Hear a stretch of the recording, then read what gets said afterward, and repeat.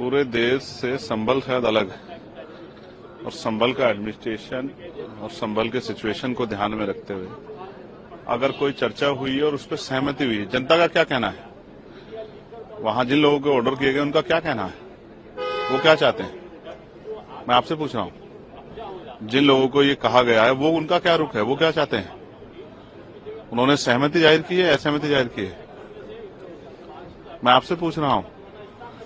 उन्होंने सहमति जाहिर की या असहमति जाहिर की? एसडीएम का कहना है कि बातचीत हो गई है और हाँ, बातचीत होगी, अच्छी बात है।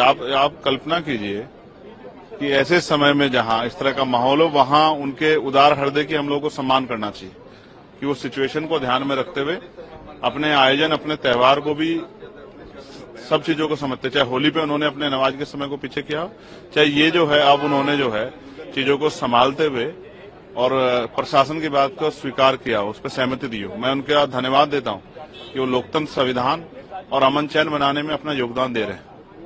वहां के मुस्लिम भाइयों का बहुत बहुत धन्यवाद।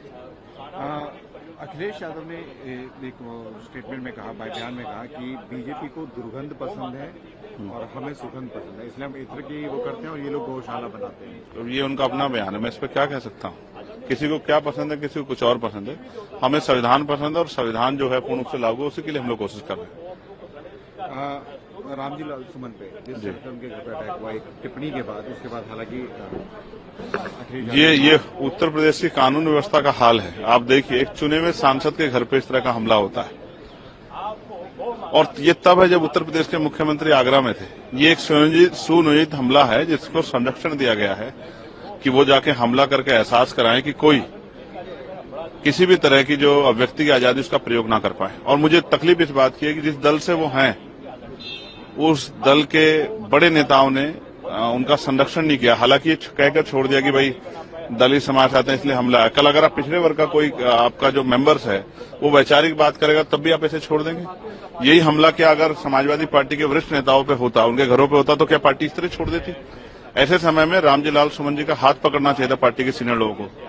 हम रामजी लाल सुमन जी पे जो हमला हुआ है मैं उसकी निंदा करता हूं और मैं मुख्यमंत्री से मांग करता हूं कि ऐसे अपराधियों पे जिन्होंने, अगर किसी ने कोई कहा है तो आप कोर्ट, आप पुलिस स्टेशन जाइए, एफआईआर दर्ज कराइए, लेकिन कानून को अपने हाथ में लेना, उसके परिवार को गाली देना, मां बहन की गाली देना, उनके जाके घर पे हमला करना, कल क्या हालात रहेंगे उनके परिवार के, उनके बच्चों के, क्या डर के साए होंगे वो लोग?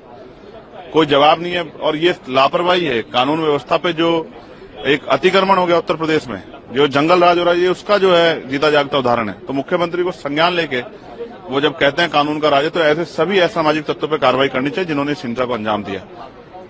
रामजी लाल सुमन, मैं उनके बयान पे टिप्पणी नहीं करना चाहता, लेकिन मैं फिर ये कहूंगा, उन्होंने जो बयान दिया वो अपनी पार्टी की पॉलिसी को ध्यान में रख के दिया। इसके लिए उनकी पार्टी के नेताओं को भी